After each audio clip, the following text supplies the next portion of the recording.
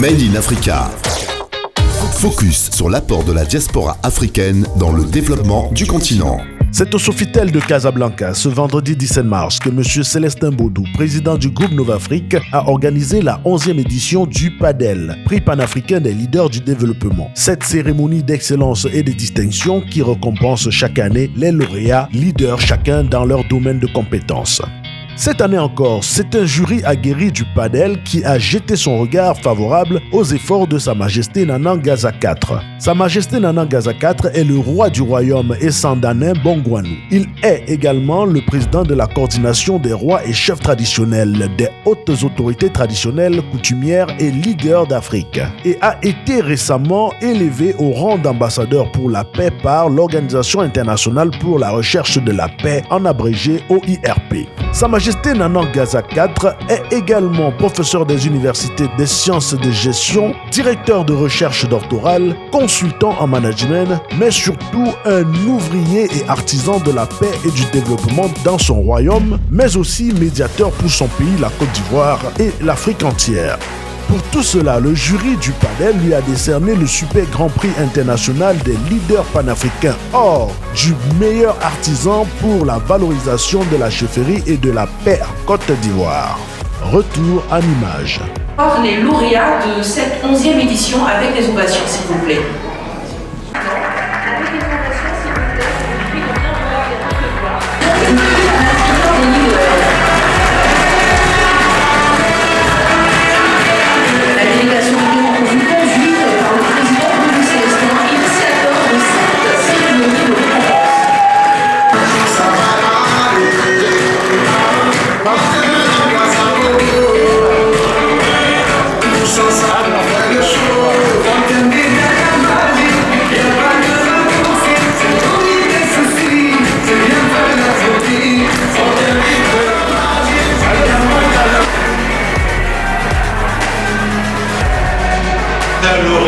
Je voudrais vous dire merci.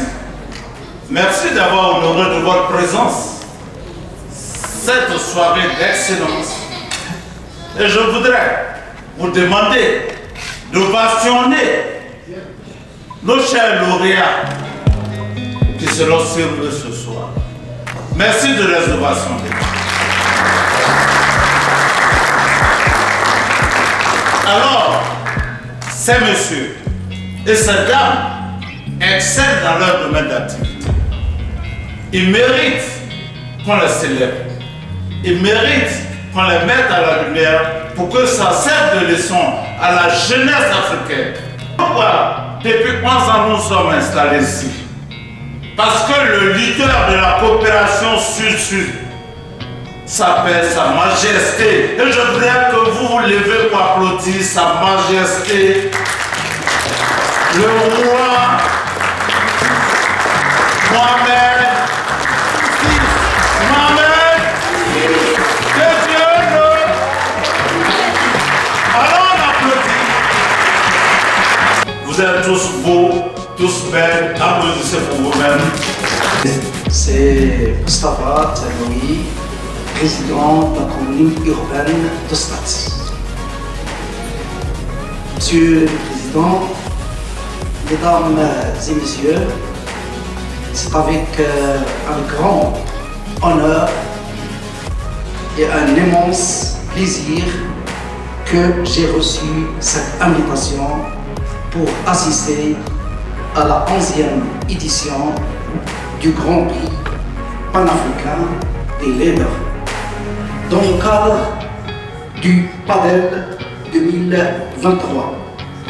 Cette belle initiative internationale qui rend hommage à des personnalités qui œuvrent pour le développement et le bien-être de notre continent. Le Grand Prix panafricain des leaders du meilleur promoteur de la paix en Afrique et l'élevé au rang de l'ordre du mérite panafricain des leaders pour ses actions hautement salutaires en faveur du développement de l'Afrique. Je vous prie, très cher public, de bien vouloir ovationner Sa Majesté Nana Ngaza IV, roi du peuple et sa reine de Bongwanou, République de Côte d'Ivoire. Président, Boudou Célestin, président Groupe Nova-Afrique. Sous vos ovations,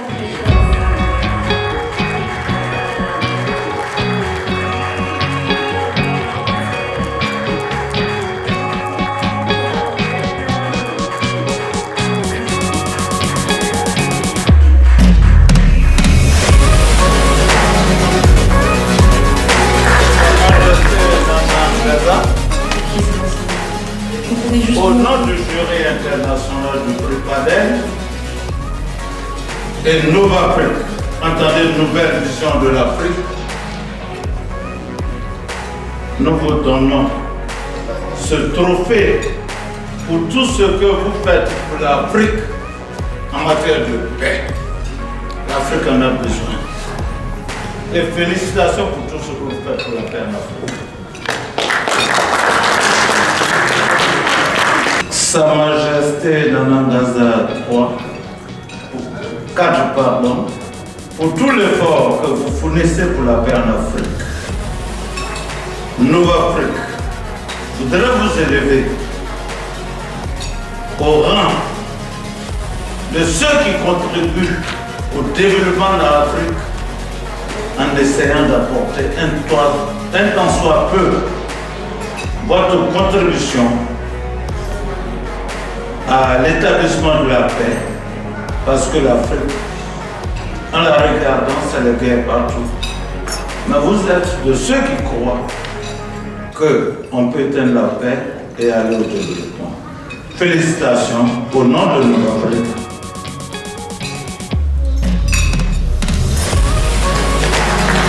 Alors, Sa Majesté, déjà, soyez le bienvenu à cette 11e édition. Quelles sont vos impressions, vous qui avez déjà remporté un prix Padel? Merci. C'est toujours réconfortant de penser que la société s'intéresse à ce que l'on fait. Et l'on dit bien faire et laisser dire.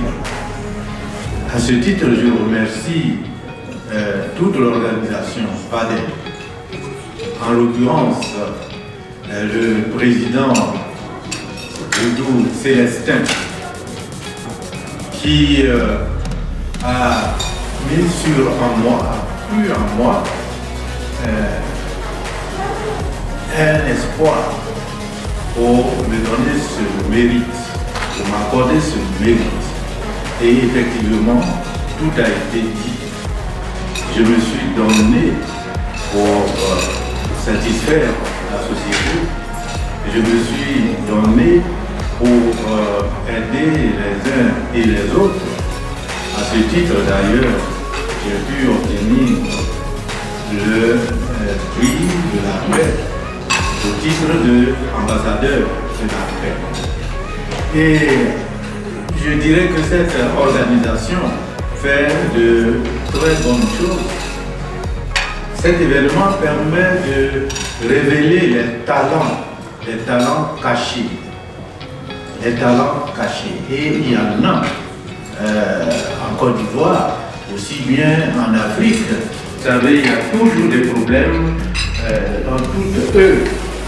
Et de continuer et de croire comme il a cru à l'Afrique et aux valeurs des uns. Merci. Merci. Merci.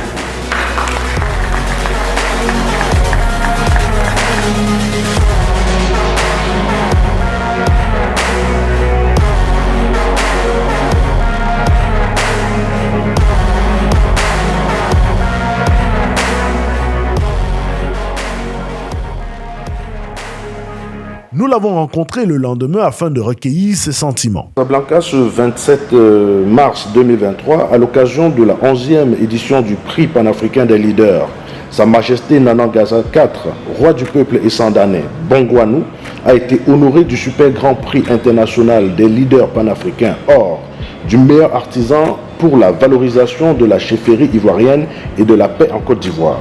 Aujourd'hui, nous sommes avec lui pour recueillir ses impressions. Bonjour Majesté. Bonjour.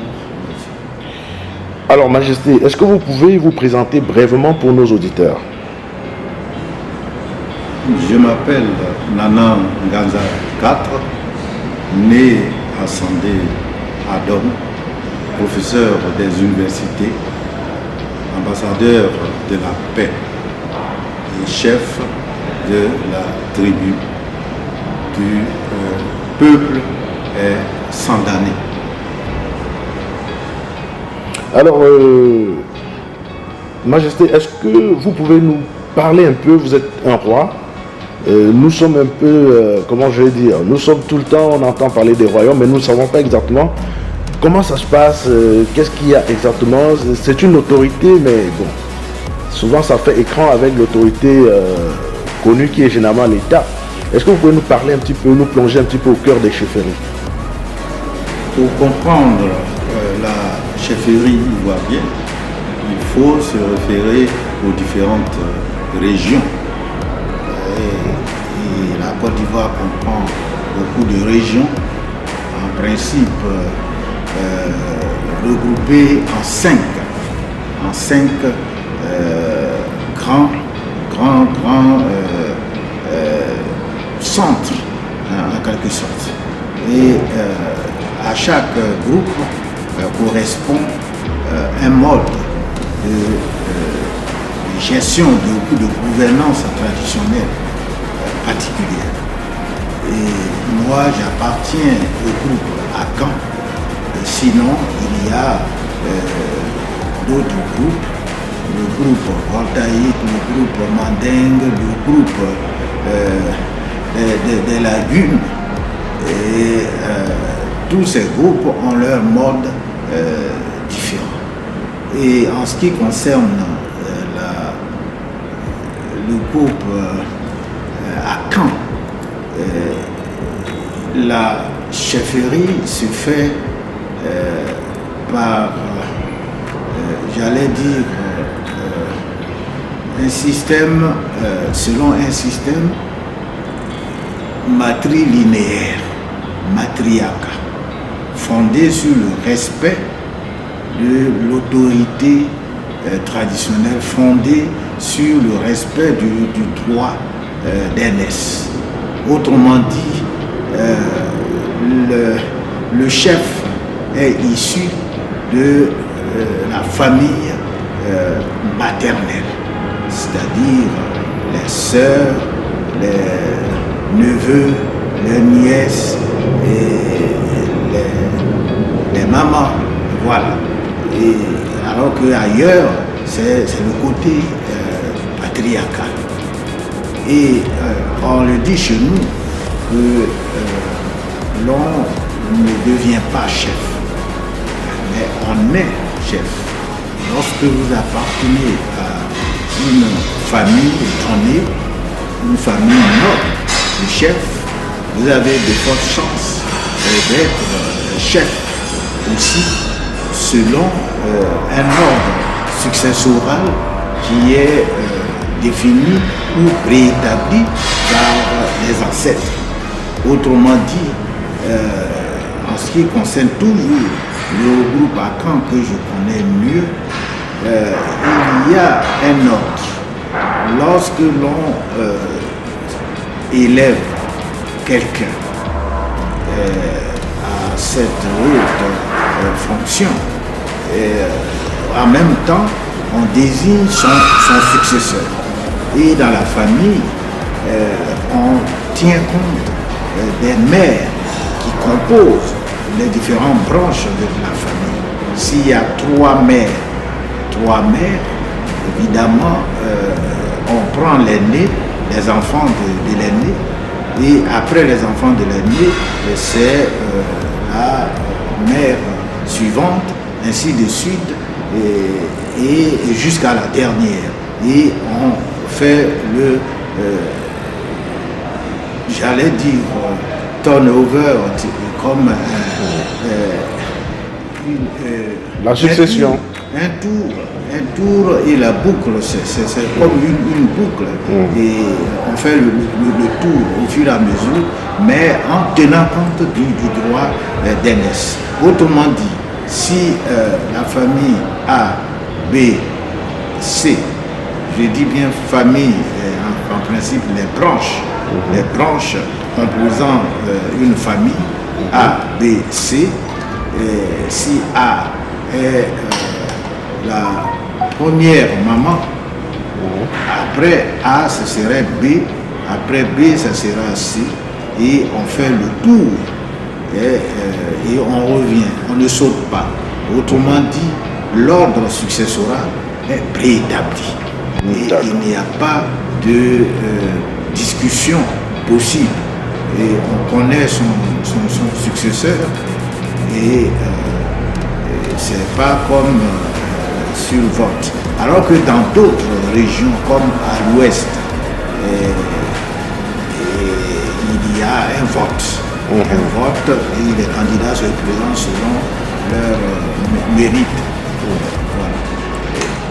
Voilà, Majesté, est-ce que vous pouvez comme ça nous dire, vous qui avez reçu le mérite, enfin vous n'avez pas reçu, vous avez plutôt été un successeur, vous avez succédé, n'est-ce pas? Est-ce que vous pouvez nous parler un petit peu de vos réalisations? Quelles sont, n'est-ce pas, les réalisations d'un roi comme vous dans son royaume? Merci. Au niveau local, j'ai contribué énormément. D'abord, dans ma famille, je suis presque le seul à faire face à des dépenses. Et on le dit parce que je suis le chef. Et donc, je dois gouverner, en tout cas selon mes moyens, mais veiller à ce que les membres de la famille soient heureux. Et c'est vraiment la tâche que je m'assigne. Et ce n'est pas facile, bien sûr, mais il faut y arriver. Au niveau maintenant du village, il y a les jeunes. En tant que chef, représentant tout le monde, apolitique. Alors, il faut aider les jeunes. Et en tant que propriétaire terrien, je cède des terres, des terrains, des lots et je fais parfois des lotissements. Actuellement, j'ai fait 2 lotissements pour en tout cas répondre aux besoins de logement. Ensuite, après cela, il y a ce qu'on appelle la région, le peuple. Il y a la tribu qui comprend plusieurs villages. Et là aussi, il faut travailler pour que la tribu soit honorée.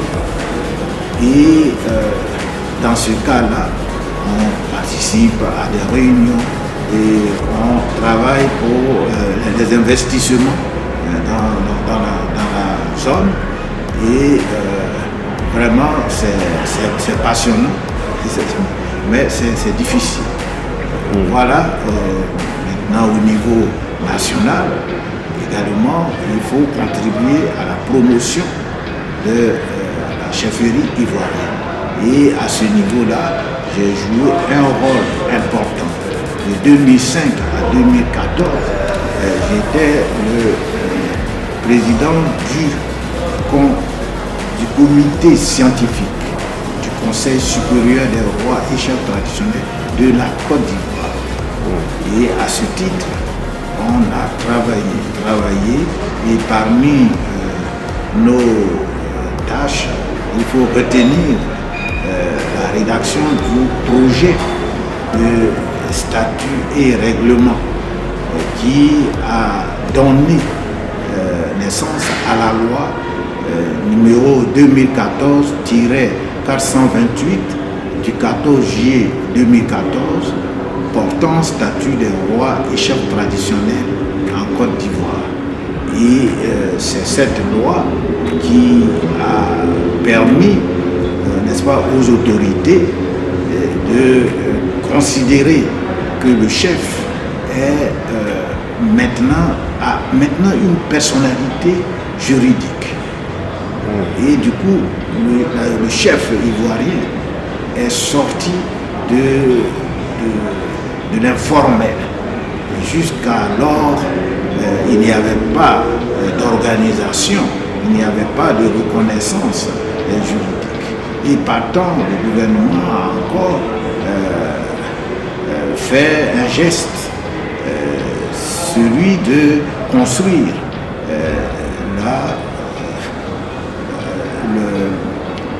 comment l'on peut appeler, on appelle parler, mais en fait ce n'est pas ça, mais la chambre des rois et chefs traditionnels à Yamoussoukro. Le gouvernement a fait cet effort pour construire la chambre des rois et des chefs traditionnels à Yamoussoukro. Et cette chambre est érigée en 2016 en institution. Donc aujourd'hui, la chefferie ivoirienne est une institution. Voilà. Et là aussi, j'ai contribué énormément. Et juste après la crise post-électorale, de 2010-2011, la chefferie ivoirienne a joué un rôle important de réconciliation des différentes parties prenantes. Et donc, le Conseil supérieur des rois et chefs traditionnels à l'époque avait mis en place des missions auprès des différentes parties, entre autres des missions auprès du secrétaire de l'ONU, aussi, qui était à Côte d'Ivoire, M. Choi. Il y a aussi des missions auprès du président qui était le médiateur, le président burkinabé qui était le médiateur. Blaise Compaoré. Voilà, Blaise Compaoré.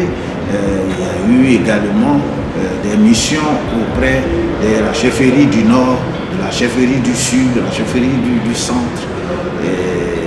Et voilà, ceci a permis de réduire un peu les tensions, parce que les chefs, en tout cas, s'étaient opposés à cette déchirure de la nation.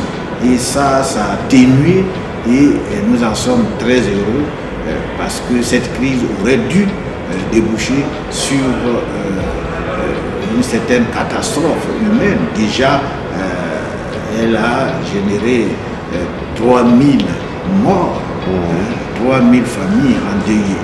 Voilà comment j'ai travaillé, j'œuvre et je continue d'œuvrer pour la promotion de la chefferie nationale et même sur le plan international. Voilà, d'ailleurs, ce sont ces œuvres qui ont permis, n'est-ce pas, que vous soyez reçus ici à Casablanca pour cette 11e édition du PADEL. Et vous avez été honoré, n'est-ce pas, du Grand Prix international panafricain, Grand Prix, autant pour moi, du Super Grand Prix international des leaders panafricains hors du meilleur artisan pour la valorisation de la chefferie ivoirienne et de la paix. Donc c'est ce prix que vous avez reçu ici à Casablanca, et nous aimerons savoir à qui est-ce que vous dédiez ce prix, et aussi quels sont vos sentiments par rapport à ce prix que vous avez reçu cette année lors de ce PADEL. Merci. C'est toujours réconfortant de savoir que la société s'intéresse à ce que l'on fait. Et chez nous, les Akans, bien faire et laisser dire. Et là, j'ai été très honoré, très heureux d'apprendre que je suis nominé, j'ai été retenu comme lauréat. Et il faut remercier évidemment l'organisation Noba Afrique, dirigée par le président Nguessan Boudou Célestin, qui vraiment fait de grandes choses, n'est-ce pas, pour la Côte d'Ivoire et aussi l'Afrique. Et je le remercie. Je le remercie d'autant que cet événement permet de révéler les talents cachés. Les talents cachés. Et il y en a en Afrique, il y en a en Côte d'Ivoire. Et en même temps donner l'exemple aux talents en œuvre de travailler pour mériter, n'est-ce pas, ce genre de prix. Et voilà pourquoi j'en suis très heureux et je remercie et j'encourage en même temps le président Baudou Célestin pour que demain soit encore meilleur. Voilà, merci Majesté d'avoir répondu à nos questions. Nous vous disons une fois de plus félicitations pour votre super Grand Prix international, n'est-ce pas, pour la valorisation des chefferies et également pour le travail que vous faites pour le retour de la paix en Côte d'Ivoire. Et nous espérons que vous allez continuer dans cette lancée. C'est ici que va s'achever notre entretien. Nous vous remercions une fois de plus d'avoir répondu à nos questions et à très bientôt. Merci. El Djadje pour Air Jumbo. Made in Africa. Focus sur l'apport de la diaspora africaine dans le développement du continent.